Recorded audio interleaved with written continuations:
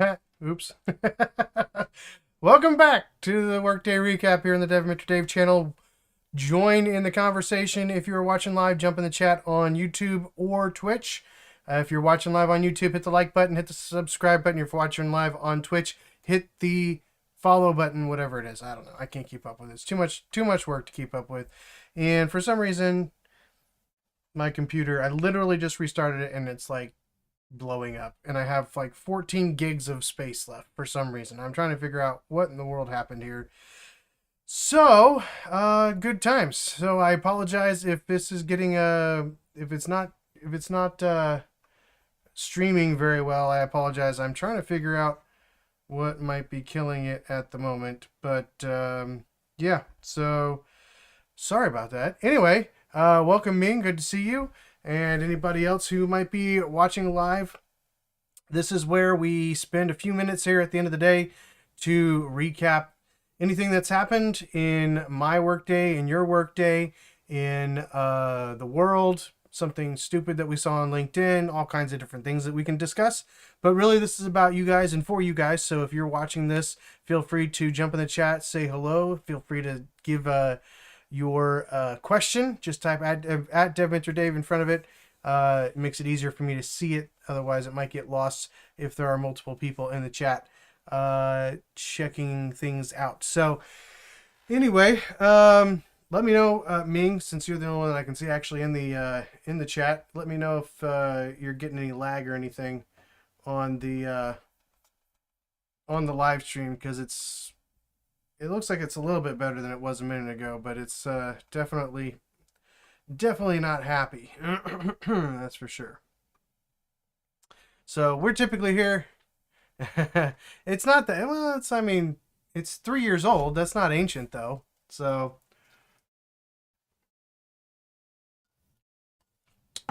oh man, I don't know. Hopefully it'll improve here. I don't know. It is like the loss is dropping, so it should be getting better, I think, over time here. But I don't know if I just had too much stuff running or what the deal was, because it was not happy a minute ago. And yeah, there we go. Okay, well, that's good. I mean, at least as long as you're not lagging, that's the important thing. Keep seeing people hop on and hop off very quickly on the YouTube side. So apparently YouTube's suggesting it, but it's not suggesting it to people who really want to hear whatever it is we're talking about. We don't even know what we're talking about. So there's that. So I don't really have a specific topic today. It's kind of a long weekend, getting a bunch of stuff. Oh, excuse me. Ooh. Mondays are kind of hard because I've got almost all day packed with meetings, and that doesn't necessarily mean that I'm going to have a lot of interaction with things that are important or meaningful or worth talking about on the live stream. So Mondays are often a little bit sparse, unless there is something specifically that that I think is important for us to talk about, maybe that popped up over the weekend or something like that. So we'll see if anybody else jumps on and has any interesting questions. Might pull up LinkedIn here and just see what's going on in the old LinkedIn world. We'll browse it together. How's that? Am I looking for a job right now? No, I'm not. Yeah, I saw this the other day. I didn't think it was that funny. Let's see. Well, that's hopeful anyway. The recruiter never spoke about the role and just asked me about my skill set and experience. I have an interview with the IT support for the role tomorrow. Yeah, that annoys me. I don't know why they wouldn't just have both people on at the same time. Like, find a time. You have access to everybody's calendars. Find the time, figure out what works for everybody in the company. One meeting, all the stakeholders. It shouldn't be that hard, you know?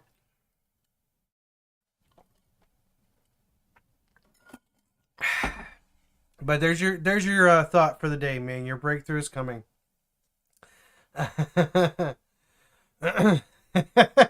This is so true. Never spend 6 minutes doing something by hand when you can spend 6 hours failing to automate it. This also happens to be something true in the world of AI. We can get too used to using AI to where we can ask AI to start doing very simple, basic things that we could probably just do in less time than it takes to type. Less time than it takes sorry about that. Less time than it takes to actually type the prompt. Sometimes we can actually do the thing that we're asking it to do. Should it be the recruiter's responsibility to talk about the role being asked? Yeah, yeah. I mean, it depends. It depends on what they mean by recruiter. Like if it's an internal recruiter, a lot of times they kind of act like a hiring manager. Usually, somebody like a hiring manager would talk more about the role. So I don't know. It kind of depends on how they have things set up. But like my wife actually used to be an internal recruiter for a company here in Kansas City, and she is not really that technical, but she understood the jargon, learned the jargon, and so she would be able to explain what the roles did within the company. Of course, it was much more of a corporate organization, but yeah, so she could talk high level about it, and I think for most people that was probably good enough for what she was hiring for. But yeah, I think it just depends. It depends on the role. It depends on the technical aspects of the role. It depends on that recruiter's knowledge of it and ability to communicate effectively. So I don't know. It just depends really, and it depends on who they actually have that's available that could actually talk about it, right? So they may have been the only one that could give a concise, complete answer. So, hmm, let's see. This is interesting. When I contact a candidate, I immediately share a realistic salary range right in the initial outreach. No forcing them to ask what the pay is. Why? Because there's no point in wasting either my time or the candidates. Man, that is refreshing. I cannot tell you how many times I have been on an interview where they ask you what you're looking for. And again, that's on purpose, right? The whole goal is to get the least pay the least amount for the most, right? And it's nothing wrong with that. It's just a reality. But like if you know what your boundaries are for a role, then what's wrong with giving the boundaries, right? Now there might be instances where the boundaries are more soft, and depending on the candidate, depending on their experience, things like that, you might want to give them a little bit more leeway in where you might be willing to go financially. And so I could see in that instance where you don't maybe have set boundaries, but if you're looking at a company, hey Cloudhammer, if you're looking at a company that has like these strict 27 levels of developer engineering, engineer 1, engineer 2, engineer 3, mid engineer, mid engineer 2, like if you have something that has all of those things, those are usually there because of specific pay ranges. So that's how they kind of track those. So if you're looking at a company that's bigger that has those types of boundaries, I definitely agree. Like share the actual boundaries of the pay range. But if you're working for companies, especially smaller companies, usually don't have set specific dedicated levels. They don't have specific ranges. They might have ideas. It's a little bit less hopeful for them to try to give you a range, because again, it's probably more flexible based on the people that they're hiring and the need and things like that. So a smaller company, maybe you're probably going to have less of an issue. You're going to have less opportunity to get a solid range. Whereas a larger company, you should be able to get that if they have some of those crazy levels. Yeah, most of them aren't necessary. Again, they're from my experience, they're largely there just to help with that process of handling raises and entry points into a specific price range, so that they can sort of by in name justify what they're paying for that. So that's cool. I appreciate when somebody says that they understand the need to do this in order to not waste people's time. Like that's a good reason for doing it. I'll never understand why it's considered taboo. Me either. Again, except for that one instance, the fact that you just don't know necessarily, and a range might feel like you're misleading somebody. I think I would rather not give a range and not mislead somebody that they could earn more than they probably will, than you know well, I think I just said it. Sorry. Anyway, I would rather not give a range in that instance. But if I know for sure that they're going to fit in a slot, let's give the range for the slot. Um, so there you go. Interesting. Let's see.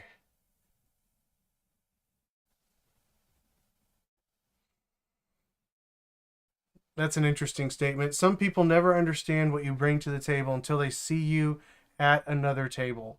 I would say this is in many ways true, even internally, right? Even internally. So I've told the story 100 times probably on here, but I used to be known as the WordPress guy in my first job, and I got introduced as the WordPress guy, and that, excuse me, really stunted my earning potential. It stunted my growth within the company because people just assumed that I wasn't able to do other things, or I didn't have the training or even like my own willpower to learn more. And the reality is I had done more things before. I'd built a whole application from the ground up with CodeIgniter 2, before I even got that job that was just WordPress. So until they see you doing something else, a lot of times people do have an opinion of you that isn't actually accurate. So just keep that in mind as you're thinking about other people, as you're looking at other people, and maybe even evaluating other people. Make sure that you're taking into account the reality that you haven't necessarily seen everything that they can do, and don't limit somebody just because you've only seen a certain type of experience from them, right? I would rather err on the side of assuming somebody can learn something or somebody can do something, even if I don't know that they have, and maybe just talk to them. I think that's part of the issue is people don't talk to each other and find out, what do you enjoy, what are you good at, what else have you done. I actually had this situation with one of our employees who was working on a project, and I was talking about how we needed to do something in Python. He's like, "Well, I know Python. That's what I've been doing." I'm like, why did I not know this? Why did I not know that you had Python experience? And so he's been working on a bunch of Python for me, which is really nice, because I didn't want to learn it. But you don't know until you actually ask, or until you see if they can do something, right? So, um, and that just comes down to us building relationships, building a knowledge base of what people can and can't do, what they've done in the past, asking them what they like to do. So yeah, I think this is not just necessarily going from one company to another. This can be true even within the same company. So let's see.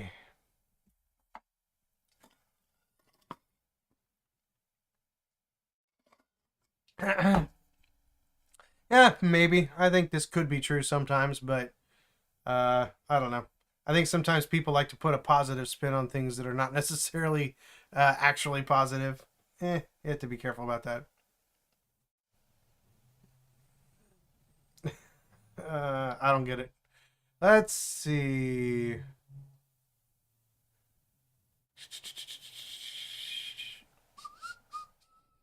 This is interesting. This feels like you, Ming. I stopped applying for jobs and took a step back 2 years ago. Nowadays, every job posting has hundreds, sometimes thousands of applicants. Let me expand that so you guys can actually read it. There we go. All right. Roles are being mislabeled, underpaid, or already filled before they're advertised. The dream jobs everyone talks about are already saturated with talent. We now live in a very competitive world. That's when it hit me. Chasing jobs is no longer the game. Building solutions is. Not resumes, not cover letters, but begging for callbacks. Not begging for callbacks. So instead of asking, how do I stand out as a candidate, I started asking, what systems are broken around me? What frustrations should people pay me to remove? Yeah, so really what he's thinking like is a freelancer, right? At the end of the day, he's saying, I moved from a job seeker to a freelancer. You know, it belongs to builders, right? The future doesn't belong to job seekers; it belongs to builders. Um, yeah, I mean that's one of the things that I've talked about before, as well. Um, we may be at a point where you need to start looking at building your own business, and that's scary and difficult, and it's something that I don't want to do either because, it takes a lot of effort, and sometimes you have to maybe partner with somebody else who's good at selling or something like that. So yeah, I think I definitely think that there's room for this for sure. Um, because I've talked about this reality. I think there's definitely for a lot of devs this might be the right way to go. Even if it's maybe instead of looking for a full-time job, maybe it's being okay with pursuing contract work, right? I know a lot of people are willing to do that, but sometimes people are just not willing to be a contractor. They just want to have a full-time job and they don't really look into contracting. And yes, you have to be more deliberate when it comes to your finances and things like that as a contractor, but that can be a very good option for many people. In fact, one of the jobs that I worked at, I was a consultant. They had people who were there for 10 years or more who just really like doing that type of work and moving from one company to another within their organization, right? So I think we do have to think outside the box. Maybe it's not always going to be a a regular full-time job. Maybe it's going to be a contract job. Maybe it's going to be a freelance gigs here and there. Maybe it's going to be starting your own software. Like it could be lots of different things. And I think the important thing is remembering that you don't have to be stuck in one of those. You can try multiples, right? You can try each of them. You can figure out which one's best for you. And if you're not successful in one thing, try something else. Don't try to lock yourself into one specific thing. So advertisements. I love Adam Karpiak. I don't even know if that's how you spell his name, but there you go. Looking for a job shouldn't feel dehumanizing. They should make a job application process that doesn't feel like a deep and fundamental rejection of your humanity or right to dignity and respect. He's usually got a lot of good, funny things. I absolutely agree with this. So now, there are some things that can't be taught to anybody, and there are some people who can't learn anything. By that I mean they can't learn whatever. Like they can learn certain things, but that doesn't mean they can learn anything, right? So, but I do generally agree with this sentiment that most jobs can be taught if you give people the chance. Like if you are willing to mentor people, if you are willing to teach them, the old saying, you teach a man give a man a fish, you'll feed him for a day. Teach a man to fish, you'll feed him for a lifetime. I've never liked that because I don't like fish, but there's a lot of things. If you can find the right person, they can oftentimes learn the job that you need them to learn. Now, are there just some things that you're going to be best at if you have some natural skills in it? Sure, absolutely. But I would largely agree with this sentiment. Give people a chance. Let's see.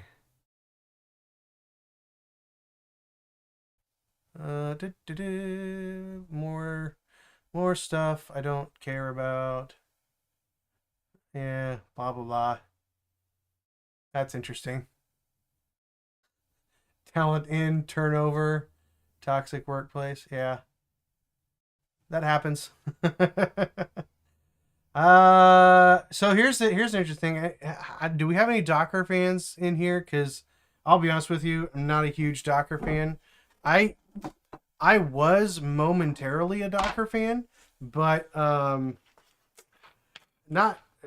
Dan is okay. See, I knew you were lurking in there, Dan. That's why I gave that question out to you. So Dan's always lurking. He's that silent number that's just staring. um He's that weird number that's not talking in the chat. Casa OS, yeah. I don't know. I liked Docker. I like the concept of Docker. I don't necessarily always like Docker. Um, so there's that. But I mean, I've had several projects that have used it.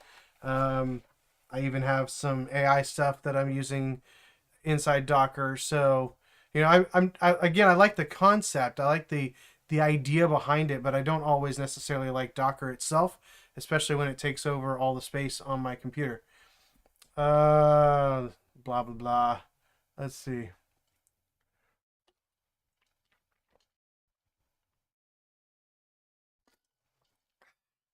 I like Brian Creeley sticks. It's not normal to compete with 2,000 other candidates for a crappy job. Uh-oh. My screen is not screening. I made this zoom and it doesn't want to zoom. Is there a refresh? I think there's a refresh button in there somewhere, isn't it? I feel like there should be. Refresh. Restart capture. There we go. Okay. Transition. Boom. And we're back. All right. So it's not normal. Docker on anything other than Linux is pretty meh. Yeah, that's probably my problem. It's not normal to compete with 2,000 other candidates for a crappy job. True. It's not normal to go through 7 rounds of interviews, only get ghosted. This is not normal. 7 rounds of interviews, or it shouldn't be. Unfortunately, it often is. And unfortunately, this is often the case as well. In fact, I had to make sure that I called somebody or notified somebody recently that I interviewed just to let them know, like, hey, we're not filling the role right now. We're still trying to figure out what we're doing, blah, blah, blah. But I wanted to make sure that they understood where we're at in the process, right? I wanted to make sure that they didn't feel ghosted by us just because we didn't, move on to the next step necessarily. So it's not normal to get laid off 1 month after getting promoted or hired, Ming, or hired. That's not normal. It's not normal to be shamed for refusing to work for free to prove yourself. Yeah, this is again, so going back to like the thing about take home work for interviews, like I don't like that. It's not normal. It's not normal to have interviews where you feel like being interrogated by the FBI. Absolutely, Clawhammer. Good call. Good call. uh, let's see. It's not normal to have your offer rescinded the day before you start. Absolutely. That's just that should tell you something about the management of the company that you almost made the mistake of working for. Is when if you get your offer rescinded the day before or a couple days before you're supposed to start, that tells you actually dodged a bullet. Now it doesn't help because you probably put in your notice in another job, but it's definitely a good a flag that says that you dodged a bullet there. It's not normal to only have 24 hours to return to the office or get fired. True. It's not normal to be told you should be happy to have a job that pays 60% of their last role and doesn't have half the benefits. Well, so I will say this is not normal, but it could become normal, just depending on the market. So I think I think it's important to distinguish. It shouldn't be normal. This one shouldn't be normal, but we might reach a point in our industry where it is normal, unfortunately. But I agree that it shouldn't be. Ming says exactly. It's no longer uh, doing tutorial projects and getting hired. That's long gone. Way back when one of my friends started. Yeah. Now it's you have to build a product. You can sell it well. Yeah, exactly. It's not normal to be asked to train an AI model that is going to take your job. That's funny. Well, I think it's most funny because it's probably not going to take your job anyway. But Yeah, that is hilarious. Okay. Let's see. Maybe look at one more here. So I do agree with this. Micromanagement is a complete waste of time. If you hired someone for a job, then trust them to get it done. Hopefully, Clawhammer would agree with this, but I don't think we have a problem of micromanagement in our company. At least I try not to be a micromanager. Um, I would rather err on the side of me jumping in and taking on stuff that isn't my job necessarily as a leader than be so heavily involved in micromanaging the projects that I'm driving other people crazy, right? In fact, that's why, for example, the project, one of the projects that Clawhammer's on, I have a meeting at the beginning of the week and at the end of the week. Now there are other meetings that the team have between themselves and things like that, and that's fine. But from my perspective, from my management level, I want to help set a direction and then give them the ability and the opportunity to work within that framework to be successful on the project. That to me is the best way to handle it. Now, that means I have to give them a framework, and it has to be a good framework to work within. Hopefully that's happening. I don't know. But I would much rather give people freedom. It's kind of like laws, right? So laws in society are actually freeing rather than constricting. They're constricting to things that are bad, but for people that just want to live, they know where the boundaries are. When you know where the boundaries are, you have freedom within those boundaries to do whatever, right? As long as you're not butting up against the boundary, then you're fine. So the idea is, from a management standpoint, I would rather have a framework, a plan, a structure that makes it easy for the developers working in it to have the freedom to do whatever they think needs to be done. And if it's on a team, figure out that it's collectively.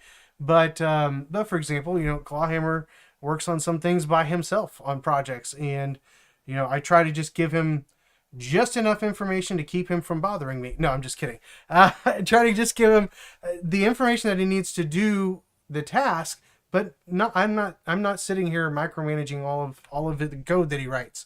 I might do a PR review, but he writes good code, so I don't worry too much about it. So there's that. Anyway, I don't know if you guys thought this was interesting or fun or whatever. I think this is a good way to jump through kind of several topics at a time if somebody doesn't have anything specifically that they want to talk about. So, cool. Maybe we'll do that tomorrow. We kind of did that before when we were doing the LinkedIn lunch live stream. Hey, I actually said it right. Actually, my son was looking at my I don't know why he does this. He's weird. He's a nerd. But he was looking at my old videos, and he's like, "What's that LinkedIn thing that you're doing?"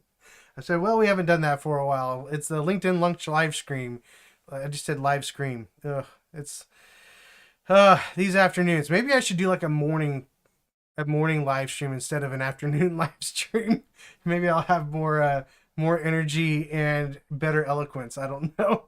I don't know if that'll actually happen, but there you go. Well, thanks for jumping in, guys. Maybe we'll take a look at something else tomorrow. We might do LinkedIn again tomorrow. I don't know if nobody has any topics. If I don't have a topic, if you guys don't, we might look at LinkedIn again. I need to like more things from this LinkedIn. I don't use it very much, but that way we can get some more content for it. So there you go. Anyway, if you happen to be watching this later on YouTube, hit the like button, leave a comment. If you have suggestions for future live streams, leave a comment there. I will answer those either there or in a future live stream. We'll be back here tomorrow, 4 p.m. to 4:30 p.m. Central United States time. So have a great day, have a great evening, and I will see you all tomorrow.